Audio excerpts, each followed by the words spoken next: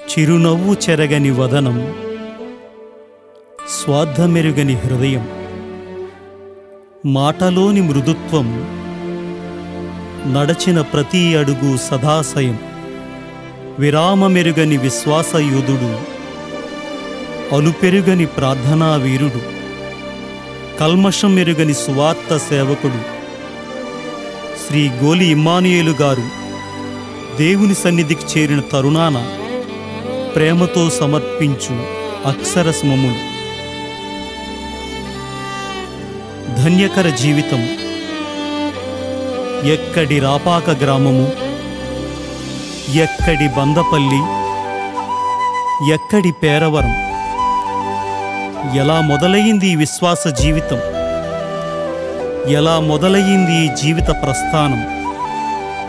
ఇంతటి సేవాభారం, ఇది దేవుని సంకల్పం, ప్రభు యేసుని చిత్తము. ఉమ్మడి తూర్పుగోదావరి జిల్లాలో సీతానగరం మండలం రాపాక అనే గ్రామంలో 1947 జూలై 1వ తేదీన గోలి మోషే, సుజ్ఞానమ్మ దంపతులకు ఏకైక సంతానంగా ఇమ్మానుయేలు గారు జన్మించారు. తల్లిని చిన్నతనంలో కోల్పోవడం వల్ల పురుషోత్తపట్నం గ్రామంలో ఉన్న తన పినతల్లి పినతండ్రి దగ్గర పెరిగినారు. చిన్నతనంలోనే సేవకుల పట్ల మంచి దృక్పథం కలిగి సహాయం చేసేవారు. అక్కడ స్థానికంగా ఉన్న లోదరన్ పాస్టర్ పుట్టినప్పటి నుండి గుడ్డితనంతో ఉండడం వలన ఆయన చేయి పట్టుకుని మందిరమునకు తీసుకువెళ్ళి ప్రార్థన అయ్యే వరకు ఉండి ఆయనను ఇంటికి తీసుకువెళ్ళి చేయి వేసి ప్రార్థన చేయించుకుని నిద్రపోయే వరకు ఉండి అటు తరువాత ఇంటికి వచ్చేవారు. ఈ పాస్టర్ గారి పేరు కూడా ఇమ్మానుయేలు గారు కావడం కాకతాళీయం. అలా చిన్న వయసు గడిచి స్కూలుకు చేరే సమయంలో తగిన ఆర్థిక స్థితి లేకపోవడం వలన, గడువు ముగిసినందువలన స్కూల్ హెడ్ మాస్టర్ చేర్చుకోవడానికి తిరస్కరించడం వలన ఇంటి దగ్గరే ఉండడం చూసిన స్థానిక సేవకుడు పోలవరం స్కూలుకి తీసుకువెళ్ళి హాస్టల్లో చేర్చినారు. PUC పోలవరంలోను, degree బిఈడీలు రాజమండ్రిలోనూ అభ్యసించారు. ఆంగ్లం మీద మక్కువతో ఎంఏ ఇంగ్లీష్ పూర్తి చేశారు. దేవుని ఏర్పాటుతో పురుషోత్తపట్నం వాస్తవ్యులు సరాదుల యోహాను, విక్టోరియమ్మ దంపతుల కుమార్తె మార్తమ్మ గారితో 1970 జూన్ 28న రాజమండ్రి లోదన్ చర్చిలో వివాహం జరిగింది. సువార్త సేవ నిమిత్తం ఎంత సుదూర ప్రాంతాలకు ఇమ్మానుయేలు గారు వెళ్ళినా ఇంటి వద్ద మార్తమ్మ గారు ఎంతో భారంగా ప్రార్థిస్తూ ఉండేవారు. దేవుడు వీరికి సునీత, కృపారత్నం, ఋతువరం అను 3 కుమార్తెలను, మోషే, జాన్ సమూయేలు 2 కుమారులను అనుగ్రహించారు. మొదటి కుమార్తె సునీతకు హబక్కుతో వివాహం జరిపించారు. వీరి సంతానము ఫ్యానీ, ప్రేమ్ కుమార్. రెండవ కుమార్తె కృపారత్నంకు నరేంద్రతో వివాహం జరిపించారు. వీరికి ఏకైక సంతానము సుస్వర్ విలియమ్స్.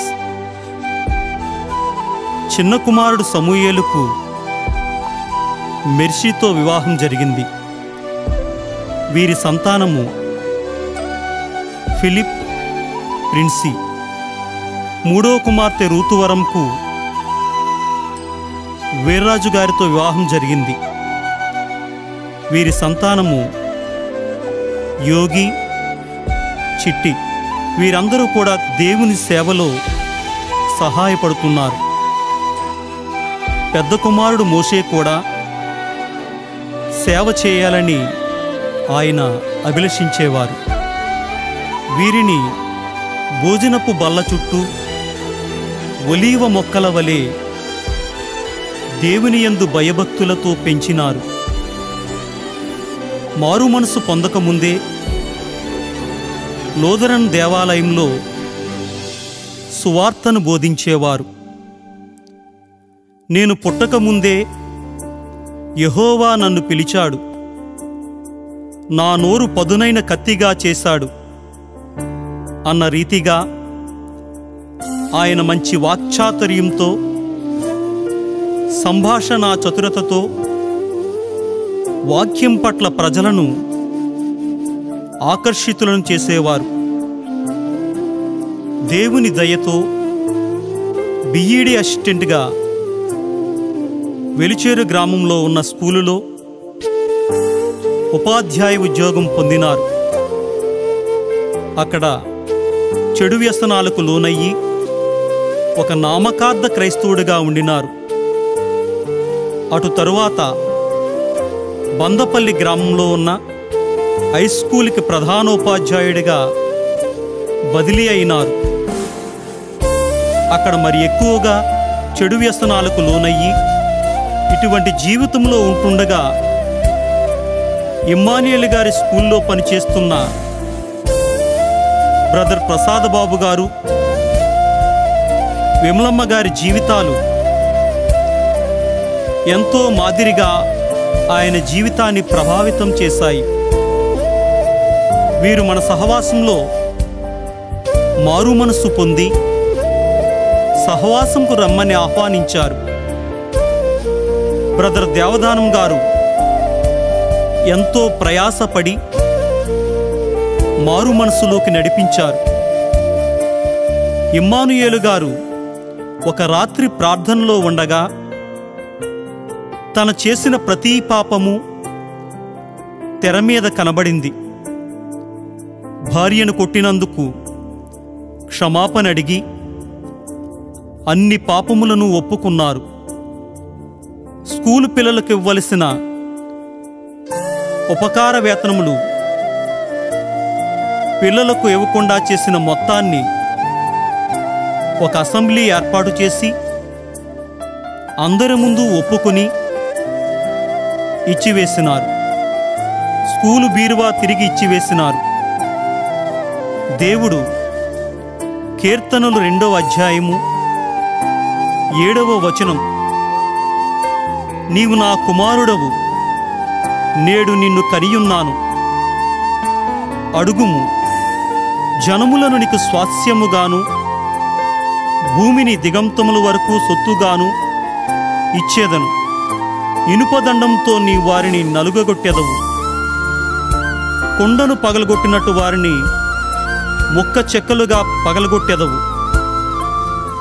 ప్రభువా, నీ కుమారునిగా తగను అన్నప్పుడు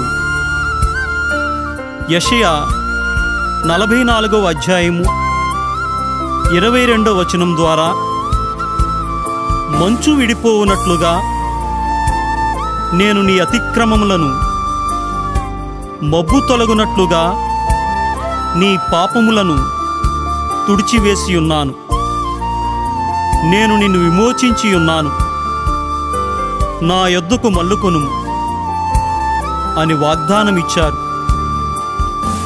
బందపల్లి నుండి వద్దిపరు గ్రామమునకు స్కూల్ హెడ్ మాస్టర్గా బదిలీ అయ్యారు. అక్కడ రక్షణ సాక్ష్యం ద్వారా సమయానికి స్కూల్కి రావడం, వెళ్ళడం ద్వారా మాదిరికరంగా జీవించారు. అక్కడ 1989లో నమ్మకంగా జీవిస్తూ మన సహవాసం యొక్క ప్రారంభపు పరిచయం వద్దిపరులో ఆరంభమైంది. అప్పటికి ప్రాంతంలో మన సహవాసం గురించి తెలియదు. అక్కడ స్థానికులు ఇష్టం లేనివారు స్కూల్లో సరిగ్గా పనిచేయటం లేదని, పిల్లలకు పాఠాలు చెప్పకుండా సువార్త చెబుతున్నారని కలెక్టర్ గారికి తప్పుడు ఫిర్యాదు చేసినారు. అయినను దేవుని యొక్క కాపుదల ఉద్దేశం వలన ఫిర్యాదు చేసిన వారే నష్టపోయినారు. తరువాత దేవుడు తన దాసునికి వేలుపెట్టి చూపించిన పాడైపోయిన స్థలము, దారిన వెళ్ళడానికి భయపడే స్థలము పేరవరంలో 1992లో జాషువా డానియల్ గారి ఆశీస్సులతో బ్రదర్ జోబుదాస్ గారు, స్టీఫెన్ సత్యం గారు ప్రార్థనా సహకారంతో సహవాసంను స్థాపించినారు. ఈ విధంగా ప్రారంభించబడిన సేవ అంచెలంచెలుగా ఎదిగి వెలిచేరు, బొబ్బర్లంక, యూజీపాలెం, ఆత్రేయపురం గ్రామాలలో విస్తరించింది. అనేక ఆత్మలను దేవుని వైపు నడిపించాలనేదే ఆయన ఆశ, శ్వాస, ధ్యాస. సేవే ఆయన ఊపిరి. సేవ కొరకు ఎంత కష్టమైనా వెనుకాడేవారు కాదు. మండుటెండైనా, కటిక చీకటైనా, ఎముకలు కొరికే చలి అయినా, జోరు వానైనను లెక్క చేసేవారు కాదు. దేవునికే ప్రథమ స్థానం ఇచ్చేవారు. ఆయన సేవా పరిచర్యలో ఈ మారుమూల గ్రామాలలో అనేక వందల మందిని ప్రభువు దగ్గరికి నడిపించారు. ఎంతో మంది త్రాగుబోతులు, వ్యభిచారులు ముట్టబడినారు. ఎంతో మంది చీకటి శక్తుల నుండి విడుదల నొందారు. ఎన్నో విడిపోయిన కుటుంబాలు కట్టబడినాయి. భయంకరమైన వ్యాధులతో బాధపడిన వారు స్వస్థత పొందారు. ఆయనకు దేవుడిచ్చిన వరం స్వరం, సంభాషణ చాతుర్యం, వాక్చాతుర్యంతో పండితులకే కాదు పామరులకు సైతం అర్థమయ్యే రీతిలో వాక్యం బోధించేవారు. ఎన్నో దురాత్మల సమూహాలను తన ప్రార్థనతో జయించిన ఇమ్మానుయేలు గారు 2014లో అపవాది దాడిలో భయంకరమైన వ్యాధికి గురయ్యారు. అయినా ఆయన కృంగిపోలేదు, బెదరలేదు, జడియలేదు. యోబు వంటి శ్రమలు నాకు వచ్చాయి, దేవుడే నా ఆశ్రయం, నా కోట, నా రక్షణ అని చెప్పేవారు. హిజ్కియాకు ఆయుష్నిచ్చిన దేవుడు తన సేవకునికి 10 సంవత్సరముల ఆయుష్నిచ్చి 2 అంతల ఆత్మతో బలముగా వాడుకున్నారు. చివరి సమయం వరకు ప్రభు సేవలో కొనసాగారు. విరామము లేని ప్రయాసపడినారు. చివరి దినాల్లో ఆయన మరణమును గుర్చి స్పష్టమైన ఆలోచన కలిగి ఉన్నారు. ఆయన చివరి వాక్య పరిచర్యలో కూడా తన కుటుంబం కోసం ఏమీ చింతలేదు. నా చింత అంతా నా సంఘము, నా సంఘపు బిడ్డలు అని చెప్పారు. నా పిల్లలందరూ దేవుని సేవలో ఉన్నారు, నాకెంతో సంతోషం. సమూయేలు కూడా బీజీలో శిక్షణ పొందుతున్నాడు అని ఆనందించేవారు. చివరిసారిగా నడవలేని స్థితిలో ఆరోగ్యం సహకరించకపోయినా 16 జనవరి 2025న స్టువర్ట్పురం మీటింగ్స్కి వెళ్ళి సువార్తికుల సదస్సులో పాల్గొని గృహానికి తిరిగి వచ్చి ఎంతో ఆనందం వ్యక్తం చేశారు. నా తదనంతరం కూడా ఈ సేవ నిర్విరామంగా జరగాలి, సేవకు ఆటంకం జరగకూడదని చెప్పారు. నా మరణాంతరం నన్ను చర్చిలో ఉంచండి, నాకు సూటు ధరింపచేయండి, నా వల్ల ఏ ప్రేయరు ఆగకూడదు అని క్లారిటీగా చెప్పారు. నా బాడీ దగ్గర ఎవ్వరూ కన్నీరు కార్చకూడదు, నేను దేవుని మహిమరాజ్యమునకు ఆనందంగా వెళుతున్నాను కనుక మీరందరూ సంతోషించాలని చెప్పారు.